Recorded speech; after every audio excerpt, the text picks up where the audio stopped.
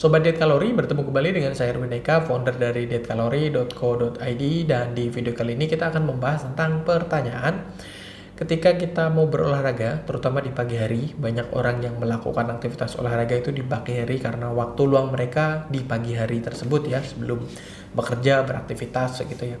Nah, pertanyaannya, bagusnya sebelum berolahraga di pagi hari, apakah kita harus sarapan ataukah tidak? Jadi ini masih menjadi polemik seperti itu. Dan olahraga tentu saja memegang peranan penting dalam proses penurunan berat badan, sekalipun yang utama tentu saja berkaitan dengan pola makan. Namun kalau kita ingin turun dengan cara yang sehat ya, tidak terus kemudian menimbulkan efek samping di tubuh kita, kita mengimbanginya dengan olahraga. Oke. Nah,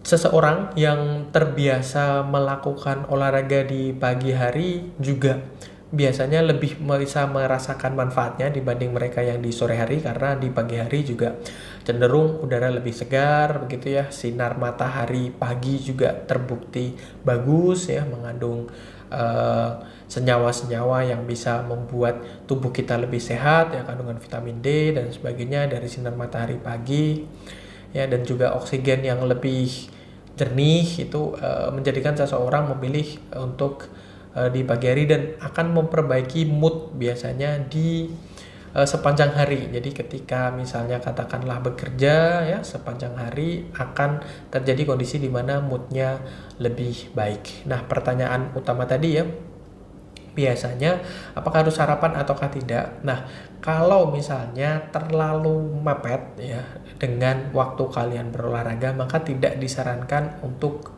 makan ya, karena akan menimbulkan misalnya kram perut, sebah ya, atau kondisi mau muntah dan sebagainya seperti itu. Cuman ya, sebaiknya memang beberapa waktu sebelumnya. Jadi misalnya kalian berolahraga di jam 7, bangun di jam 5.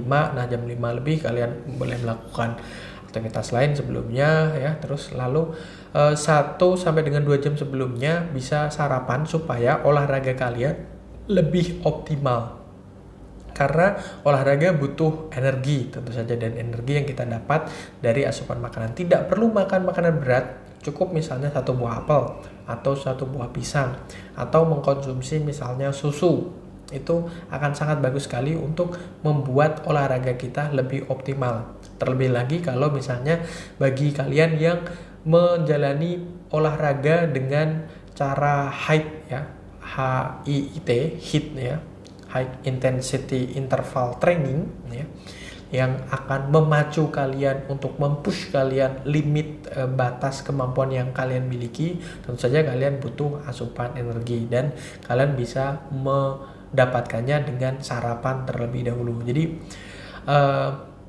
kalaupun misalnya kalian terlalu mepet, setidaknya kalian cukupi kebutuhan akan air putih seperti itu. Latihan intens, latihan yang benar-benar bisa membakar lemak, membakar sisa kalori yang dari makanan yang mungkin malam sebelumnya kalian konsumsi dan sebagainya, supaya tidak disimpan oleh tubuh dalam bentuk cadangan lemak.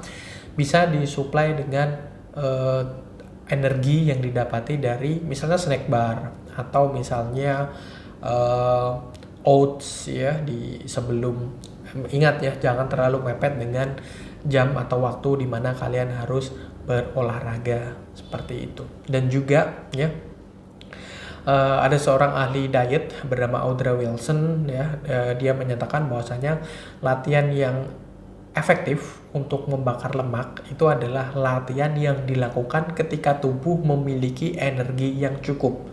Ketika kita tidak memiliki energi yang cukup yang kita dapati dari makanan yang kita makan, tentu saja kita tidak akan bisa untuk melakukan latihan yang benar-benar efektif tadi, yang intens, yang bisa untuk membantu membakar lemak seperti itu. Sekalipun kita mengambil katakanlah lemak dari cadangan energi yang disimpan oleh tubuh kita dalam bentuk cadangan lemak, tapi tidak akan seefektif ketika kita mensuplai dari misalnya pisang. Itu cukup bagus, pisang itu sangat direkomendasikan sebelum olahraga. Jadi 1-2 jam sebelum berolahraga pagi, makan saja 1 buah pisang gitu ya, terus kemudian minum air putih dan siap untuk berolahraga. Oke ya, saya rasa itu jadi direkomendasikan untuk lebih intens olahraganya. Kalian sarapan terlebih dahulu, bukan dengan makanan yang berat, dan juga jangan terlalu mepet jamnya dengan waktu kalian berolahraga.